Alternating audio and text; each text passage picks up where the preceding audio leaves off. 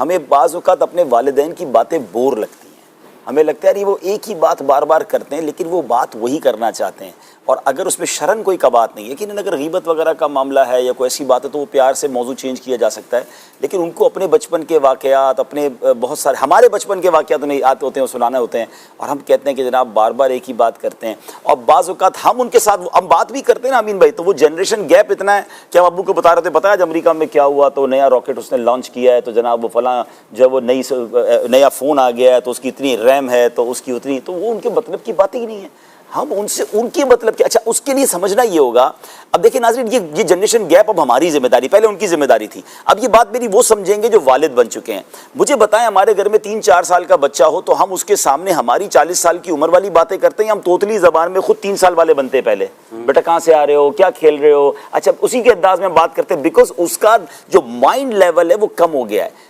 بالکل اسی طرح جب وہ بزرگ ہو گئے ہیں تو یہ لائف سرکل اگر آپ سمجھ جائیں کہ بندہ 4-5 سال کا جب ہوتا ہے اسی طرح وہ 65 سال کا واپس جا کر ہو جاتا ہے۔ یہ انسٹالر سے سفر شروع ہوا ہے جو ویل چیئر پہ جا کے رکتا ہے، بچپن میں بھی کسی کا ہاتھ پکڑنے کی ضرورت تھی، بڑھاپے میں بھی دوبارہ یہ ہاتھ پکڑنے کی ضرورت ہے۔ جو مائنڈ سننے کی سعادت اور سمجھنے کی صلاحیت 4-5 سال کے بچے کی ہوتی ہے، ایگزیکٹلی 65-70 سال کی عمر میں جا کر وہ ہو جاتی ہے۔ اگر آپ 4-5 سال کے بچے کے ساتھ بور نہیں ہو رہے، اس کی ضد آپ کو بری نہیں لگ رہی، اس کا چیخنا برا نہیں لگ رہا، اس کا چڑچڑاپن برا نہیں لگ رہا، بلکہ آپ انجوائے کر رہے ہیں،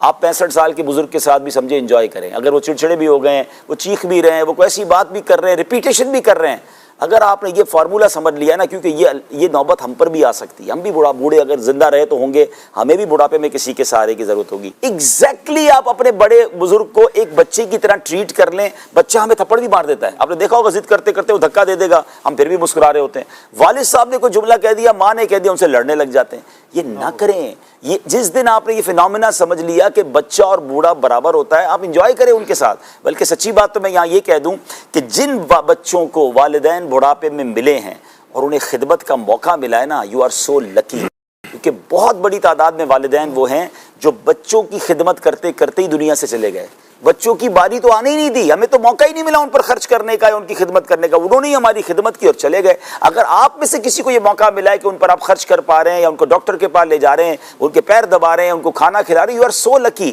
آپ نے وہ حدیث سنی ہوگی نا جس کا مضمون ہے کہ جو بچہ محبت سے والدین کو دیکھے اسے مقبول حج کا ثواب ہے۔ ہم نے یہاں تک تو سنا ہے، اس کے آگے سنیے، جب دیکھنے پر حج کا ثواب ہے تو خدمت پہ ثواب کتنا ہوگا، خرچ کرنے پر ثواب کتنا ہوگا، اور ڈاکٹر کے پاس لے جانے کا ثواب، یہ تو صرف محبت سے دیکھنے پر حج کا ثواب ہے۔ تو اگر آپ کو یہ مل رہی ہے چیزیں اور آپ لکی ہیں تو